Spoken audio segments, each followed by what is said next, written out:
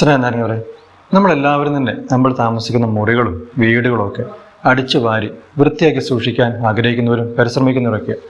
ചിലരെല്ലാ ദിവസവും അടിച്ചു വൃത്തിയാക്കും, ചിലർ 2-3 ദിവസം കൂടുമ്പോൾ ആയിരിക്കും, ചിലർ ആഴ്ചയിൽ ഒരിക്കലായിരിക്കും, ചിലർ ചില മാസങ്ങൾ കൂടുമ്പോഴൊക്കെ ആയിരിക്കും. ഏതൊക്കെയായാലും നമ്മളെല്ലാവരും തന്നെ നമ്മൾ മുറികളൊക്കെ അടിച്ച് വൃത്തിയാക്കി സൂക്ഷിക്കാൻ പരിശ്രമിക്കുന്നവരാണ്.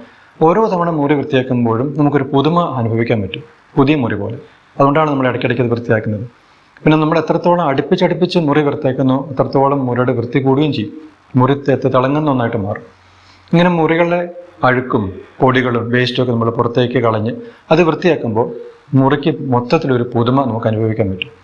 ഇങ്ങനെ മുറികൾ വൃത്തിയാക്കുന്നത് പോലെ തന്നെ നമ്മുടെ മനസ്സ് നമുക്ക് വൃത്തിയാക്കാൻ പറ്റുവാണെങ്കിൽ മനസ്സ് ഇങ്ങനെ തിളങ്ങി വരാം. മുറിയിലെ അഴുക്കും പൊടിയും ഒക്കെ നമ്മൾ പുറത്ത് കളയുന്ന പോലെ തന്നെ മനസ്സിലെ അഴുക്കുകളായ വെറുപ്പും വിദ്വേഷവും ദേഷ്യവും ആസക്തികളും ഒക്കെ നമുക്കിങ്ങനെ പുറത്തേക്ക് ഇടയ്ക്കിടയ്ക്ക് കളയാൻ പറ്റുവാണെങ്കിൽ ഈ മുറി മനോഹരമാകുന്ന പോലെ തന്നെ നമ്മുടെ മനസ്സും മനോഹരമായിട്ട് വരും.